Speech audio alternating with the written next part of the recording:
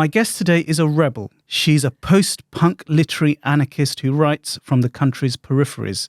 Nicola Barker, welcome to the New Statesman podcast. Thank you. Thank you for having me. At one point in your new novel, during a concert, a man stands up in the audience and heckles the musician by asking, "Is this honest? Are we all being honest here?" Are you an honest writer? I would hope so. Yes, I would hope so. What's the point otherwise? Why write dishonestly? How important is sincerity in a writer? Gosh, I always love it when I'm asked questions like this. It's as if I know the answers to anything, when obviously I'm a complete moron and know the answers to nothing. But I just wouldn't have a clue. But I mean, you would hope that you can be honest and that you should be where possible. Because one of the themes that struck me in Tony Interrupter was this idea of authenticity. And, you know, that's a very zeitgeisty topic in the realm of art. And I wonder if we are in a cultural moment that really prizes authenticity. And do you think that's the case? And maybe we're too obsessed with the idea of authenticity. What do you think? It's kind of authenticity, honesty, truth. They're all aligned, aren't they? And we're all, presence. We're all searching for this thing that makes us feel okay about everything. And to be authentic, I suppose, is to be truly yourself and at ease. In a culture currently where being that is increasingly difficult because there are so many rules to follow, there are so many codes, you can get things wrong. So it is quite difficult, I think, to be authentic. I think some people are good at appearing authentic. Yeah, it's increasingly difficult and increasingly prized. There's this idea of, you doing you and telling your own story and all of that stuff. And it's there in the culture. I mean, have you been responding to that in any way? I think I have always been myself. If anything, that's a problem for me. I can't do otherwise. It's as if everyone thinks I'm going out of my way to be difficult, but I think that's just the kind of person and writer I am. And so whatever I'm writing at any given time represents where I feel I am in the culture and what the culture is doing around me and just how you would respond to that. I think if you're experimenting with things, you're always writing against the culture, aren't you? Because consensus is the killer of creativity, isn't it? So once everybody likes you, you must be doing something wrong, surely. Yeah. Do you think you go against the consensus? I don't know if I do. I don't know if I do entirely. I think sometimes I'm good at kind of reading the room culturally and kind of like pushing my way around to the edges of the room and seeing what's there. But you're always, to use the cliche, true to yourself, you're saying. And I think it's true that all of your novels are very Nicola Barker. I mean, only you could have written them. And maybe that's true of all novels, but I mean, especially so of your novels. So I wonder, who is Nicola Barker? Maybe I'm a storyteller because my own story is really hard for me to access. So I think I come from a lot of difficult places. My parents emigrated when I was a child, when I was 9, to apartheid-era South Africa. So I grew up there till I was 15 and then returned to the UK. And I think that created in me, my mum worked for the Learning Post, which was like a huge black educational newspaper, and was essentially asked to leave. So there was a measure of nobility, but at the same time, there kind of isn't any nobility in it. My sister remained in South Africa and is still there. My dad also remained and then left and went to America. So I'm someone who is kind of isolated culturally, I think, and who is always outside looking in. And when I went abroad as a child, and it was quite a traumatic interlude for me, when I went abroad, I was always harking back emotionally to the UK and to a sense of belonging that I had then. And then when I returned to the UK, I was, of course, completely different and strange. And so I've never really fitted in since that time, even though on paper I kind of do.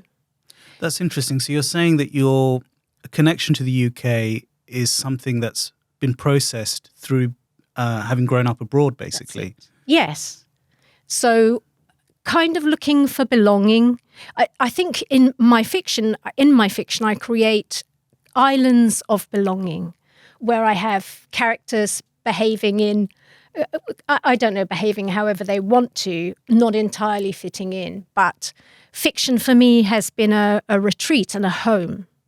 And so, of course, everyone's going to think it's my novels are very me because it's my world, isn't it? It's a place of security that I've created for myself.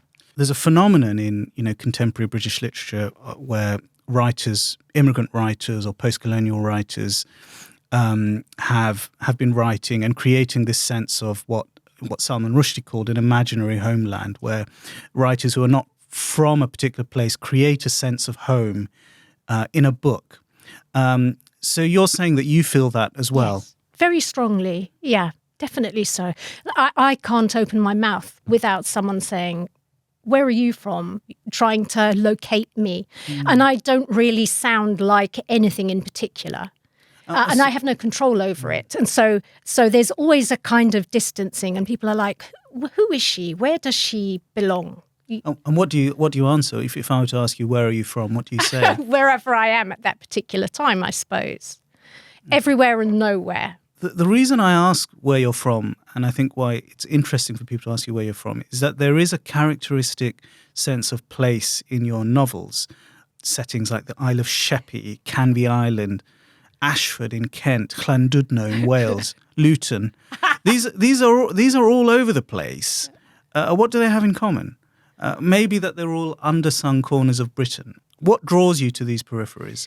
I suppose I'm always drawn to the idea of places that nobody would want to really write a novel about or set a novel in. So it's going against the grain? Not consciously, but there are places that you just go to and you feel, I could exist here. There's enough space here for me to exist in my own particular way. Or my characters, it's sort of like you enter a space and you think, there are street corners or there are roads, and you just can suddenly imagine a whole group of characters existing there quite happily and doing strange things and just living quietly, having momentous but tiny things happen to them. And you find it's easier to get into that in small towns or in the regions, the peripheries, rather than, say, a big city. Because so much of fiction is about the big city, about London or New York. And you've avoided that. Is that conscious? I think I avoid writing about the big city, and I try not to write about writing or writers, which to me is the most boring thing on earth. Writers are very boring. Writers, well, I mean, we beg to differ. But I know you would disagree with me, but writers live such tiny lives, such quiet lives. You live in your imagination, and they're essentially quite antisocial, and they're quite self-important. So, but this isn't the sense you get from your novels. I mean, you wouldn't read a Nicola Barker novel and think that you're a very quiet personality. I mean, your novels are very loud. They're teeming with characters and social interactions, often of a very bizarre nature. But that's got nothing to do with your life, you say? No, I mean, I think I bring that energy into my life, but not in and I live a tiny life, so not in a big way. I think my guiding instinct is always to generate a measure of mischief and to poke fun. And what is there in life if you can't have fun or see the ridiculousness in situations? Do you think the contemporary British novel neglects the places that you write about? I wish I knew enough about the contemporary British novel. I would turn that question back to you, who will know considerably more than I do on the subject. Well, I think maybe they do, but you don't, and that's what's very interesting to me and to many of your readers.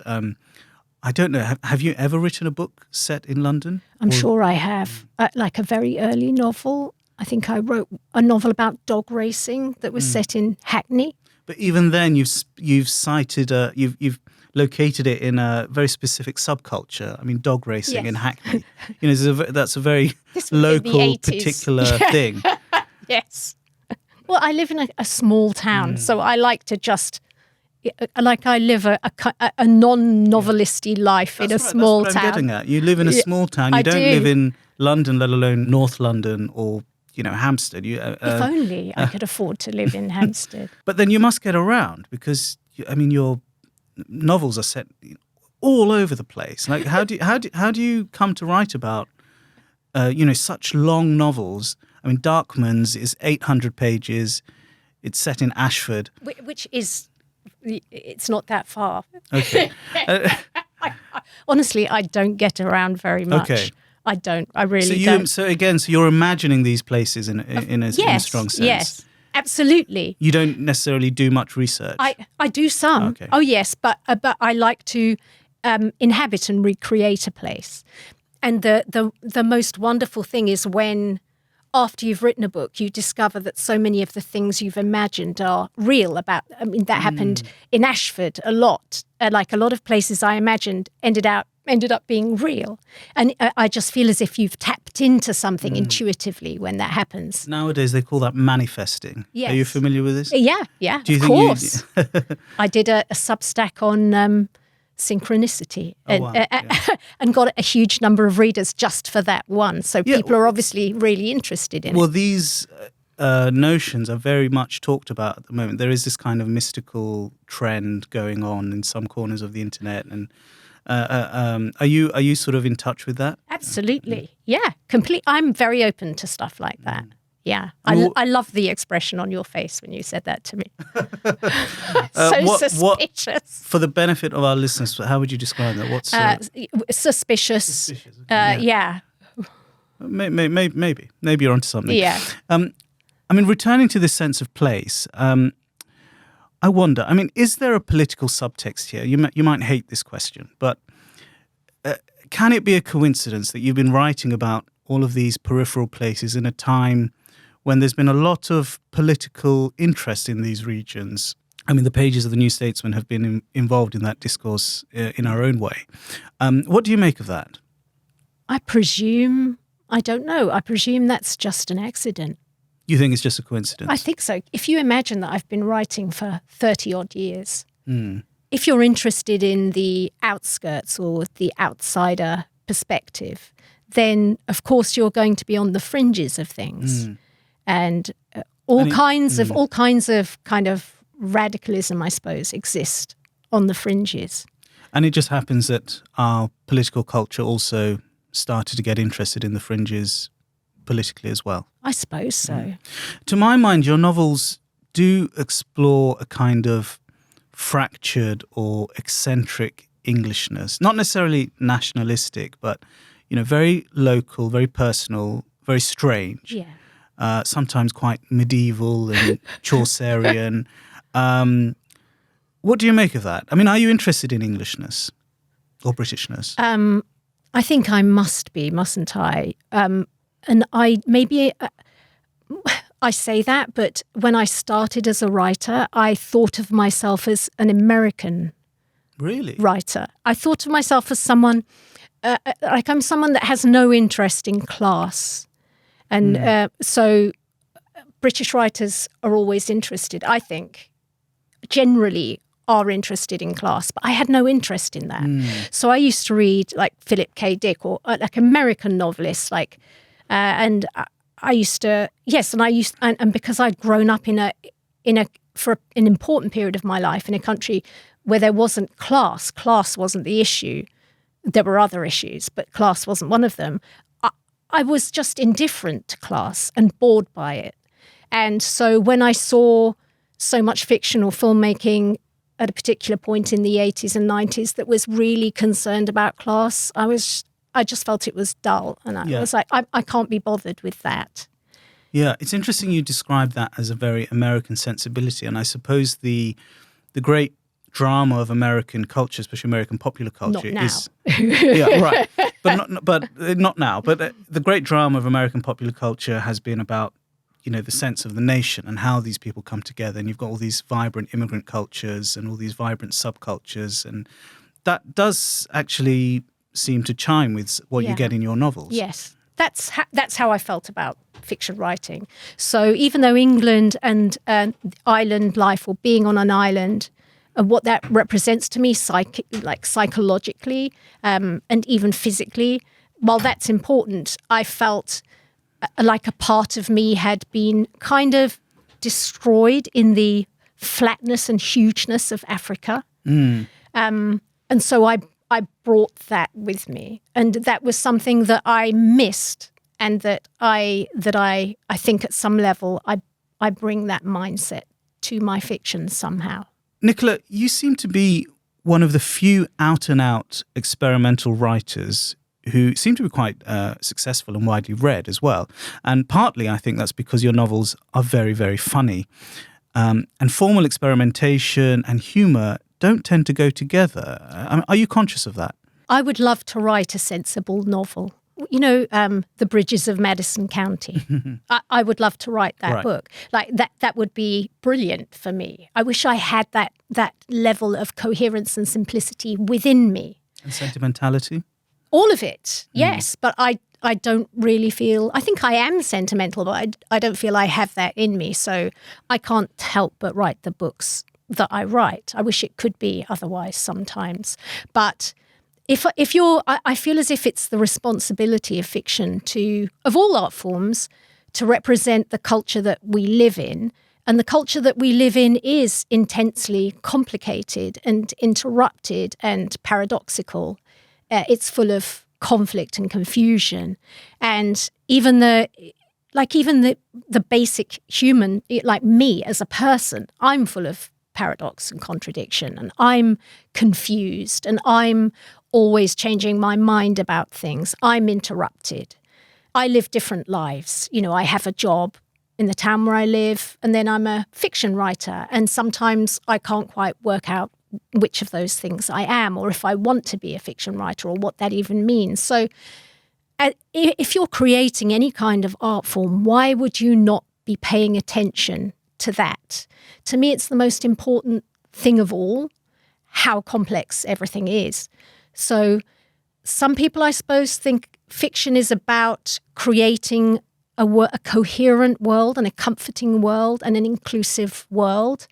That's not what I do. I think I create my own world, and then I say to the reader, do you want to join me here?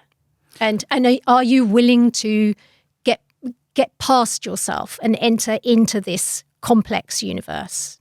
That's a really wonderful argument in favour of experimentation in the novel, because a lot of people say, oh, well, these experimental novels, they don't feel relevant, But actually you're saying that experimenting in the way you do is actually really relevant and actually really represents the truth of our lived existences. I don't want to make that claim. I'm just saying that's how I approach any art form. But what do I spend my time watching? Singles Inferno, or Love Island. I love very basic art forms because I find them kind of comforting and charming. So it's not as if I'm going out of my way to explore experimentation. It just so happens that I don't seem to be able to write fiction. Like I'll get a page or so in and I'll just think, oh, I just have the urge to do something else now. That's just how it is. And there'll be like a small chuckle and then the thing will happen. I just can't stop myself. It is a kind of compulsion. And you mentioned the small chuckle. I mean, this really interests me because comic novels are generally quite, they're very plotty and they create that coherent world that you're saying that you don't do. But you manage to make people laugh while being very, very experimental. How do you manage that? I don't know of any other writer who really manages that. Thank you. I think that's a compliment. Thank you.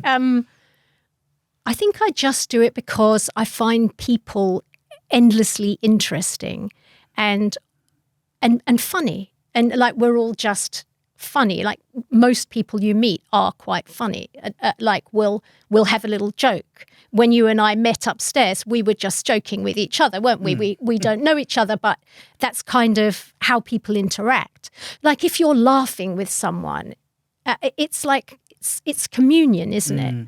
So I think that's really important, to create that sense of communion, to have a sort of ready, easy interaction, for the words and the exchanges to feel as real and as smooth as possible. I put a lot of energy into that. Yeah. So the humor in your novels is part of creating a sort of a warm and inviting environment for the reader. Do you think? Yeah. And also, I think if you make jokes about things or yourself, you're kind of positioning yourself. You're saying, I don't really know much about anything. And I kind of have that approach to life in general, because that would be true of me. I don't really know that much about anything. And as a writer, you know, if I have a book out, people come to me as if I'm going to have anything. I mean, there would be people I work with who would just be roaring with laughter at the idea that I would have anything sensible. They're like, she can't handle a till. You know, she's dreadful. She loses her temper in the children's department. They would say things like that about me. What are you referring to here? What do you have a secret job? No, I have a job. No, I work. Yeah, I do work part-time. So I had a period of maybe the last 5 or 6 years where I wasn't sure if fiction was what I wanted to do or what I could do anymore.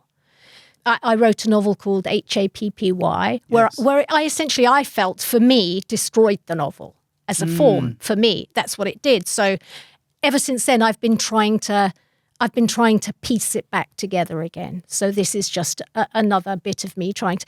But in that intervening period, I've just been living quite a normal life, which I felt as if I'd kind of hatched out of fiction into reality. So it was a sort of emergence of shadow moment for me. Wow. Yes. How did you recover from this crisis? Because clearly you did, after Happy. I always pronounce it happy. Is that wrong? I know, that is wrong. Oh, yes. right. No, Okay. It's just capital letters, because in the novel you're not allowed to say the word. Right. Yeah, so you have to spell it out. Okay. Yeah. But after Happy, you did write novels again. I did. I wrote one, I Am Sovereign, which I love. I love that novel about, just all about this, someone trying to sell a house. I think the novel's set over half an hour or something with someone, and it's all about the person trying to buy the house and the person who owns the house. So it's but in that novel, there was a sense of, I appear, and there was a sense of me just destroying. You know, I'd already done that once and I was doing it again in that form. So this novel is like a step towards more coherence again. I don't know. I mean, for me personally, I feel a sort of like I have misgivings around it, as if like when you ask about authenticity, I'm like, is this authentically me? Have I not destroyed the novel as a form for myself? Well, it's a what very am I interesting. Doing now? Yeah, it's a very interesting title. I Am Sovereign. It's a real kind of assertion of the self. Is that what you were feeling when you wrote that? No. A lot of the work I was doing then, a lot of I was in analysis. So it was like there was a lot of stuff I was thinking about then. And if I remember rightly, there's a moment in that novel where the character breaks the fourth wall and basically just sort of completely takes over the novel. And it's a really... refuses to cooperate with me. Yeah. In a really irritating way. And there are just a series of arguments between me and him. Yeah, and we're both trying to prove that we know more about the situation. Yeah. And that came from a sense of crisis about how to tell a story, how to write novels. Yes, or even what it could mean anymore. Because it didn't mean anything to me anymore. I want to ask about meaning.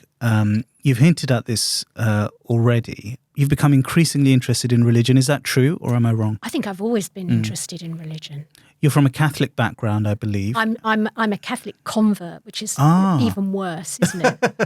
I'm yes, terrible.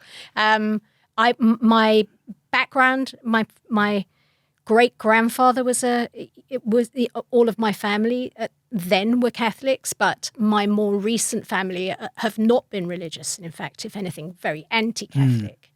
But I'd done years of meditation, transcendental meditation, and the urge in me to attend a mass was very powerful. So I did that, and eventually I converted. I'm a terrible Catholic, it must be said. I would call myself a failed Catholic, but I try. Why failed? I mean, you have faith. I do have faith, yes, but I would say I'm not a very good Catholic, but I do try.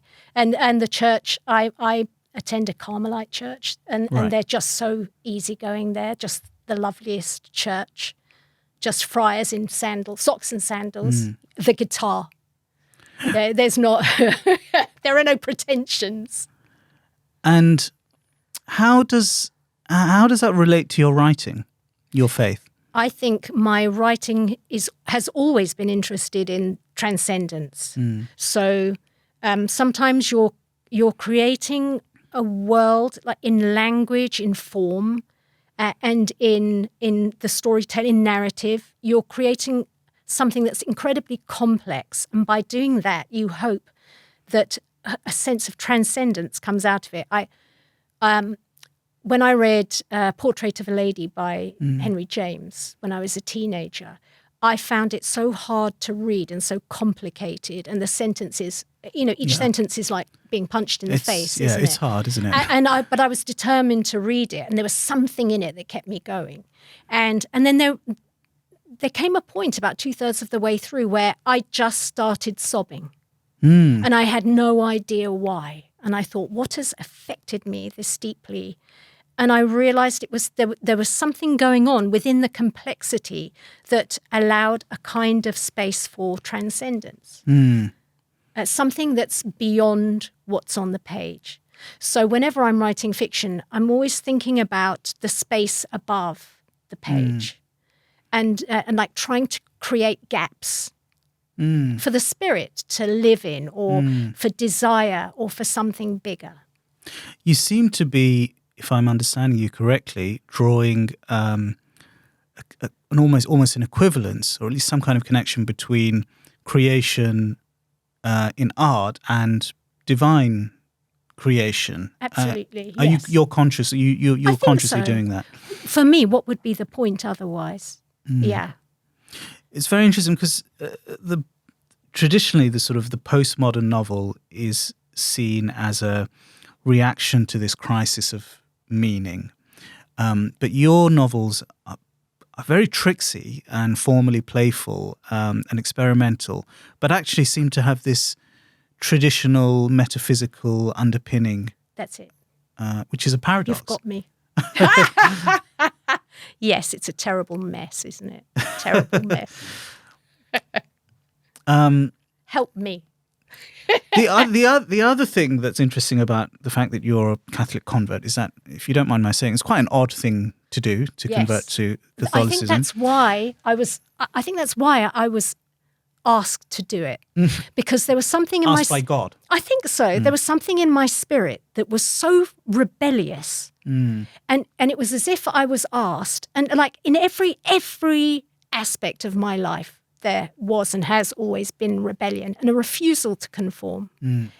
And then there was this one thing that was being asked of me, and it was to do the most dreadfully conformist thing on earth. And I went through that process, and it was a kind of hell for me.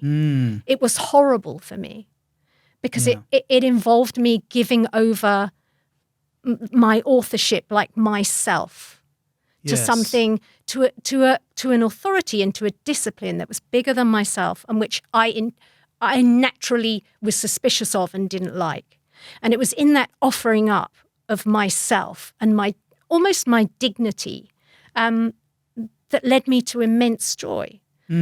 So, yes, because as a writer, you fancy that you are the author of your life, but in faith, you have to accept that there's another author or authority over you. and you found this very challenging, but you managed to get to this realization. I think it's like I don't have any conflict. I mean, I would think of God as, I would call God the universe or transcendence or like a million different things. So I've never had any conflict with that. I see God in everything and in like a cushion. I think what was being asked of me was that I would submit to something that felt so uncomfortable. And in some ways, fiction and the kind of fiction I write is about submitting to something complicated and saying, I have misgivings about this. I don't quite understand this, but I'm going to trust in you enough to go along, to read another chapter. And in that offering of self, I feel as if like gifts come to you when you offer the self in that way. It's easy to submit to like a book that it's like the algorithm. It's easy to submit to the algorithm. Like, wow, here's something that just gives me what I need. It's hard to submit to something that challenges you and that makes you work hard. But to me, that's where everything that's beautiful lives. And the reason I said that, it's quite an odd thing to do to convert to a religion is that I can see I've shaken you with it. No, it's just that you're clearly very, very attracted to odd things, or odd people, misfits, eccentrics, loners. Where does that come from? Why are you so interested in weirdos? I think because we are all weirdos. Yeah. We are all weirdos. So much happens in life that's way stranger than you can encapsulate in fiction. Like life is so much stranger than fiction. So sometimes fiction is just about conforming or like upholding consensus. Like maybe fiction does a lot of that, and that's lovely. I'm not against that. But why should it always be like that? Do you feel that you're a misfit? Of course. Do you not feel I'm a misfit? Do you No, feel I you're don't a think misfit? you do. But yeah, he evades the question. no, I'm a weirdo too. I'll just admit it. Thank you. So we're a team. We are. We found each other here. I don't know where to go from there.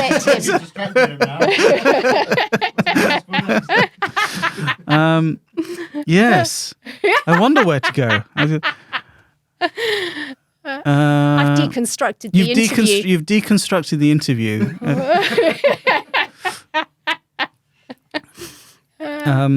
Well, let me ask you. A lot of our readers will be interested in the role that the novelist and New Statesman old hand, the late Martin Amis, has played in your writing and in your life. Can you tell us a little about that? I just love Martin Amis. I've always loved his work. Is it true you met him as a student? I did meet him as a student. I did a dissertation on him when I was at university. Oh, wow. And this was when he just published Money. Yeah. So it was early on. But those early novels, like Other People, Rachel Papers, I loved those little novels. They just fascinated me. And I also loved, it must be said, I loved Angela Carter as well. So at that time, I called them my mummy and daddy of fiction, because they both had such a lightness and such a sense of fun around language. Yes. And it was just wonderful for me when I encountered those works. Like Martin Amis, he just didn't take anything that seriously at that point in his career, at least. Yeah. And there was also the most shoplifted author in America. Is he? That filled me. Yes. That's brilliant. Well, I was told this years ago, and I just thought, who wouldn't want to be that? But who's keeping statistics I don't know. I presume bookshops, angry booksellers. But yes, I love him, always did.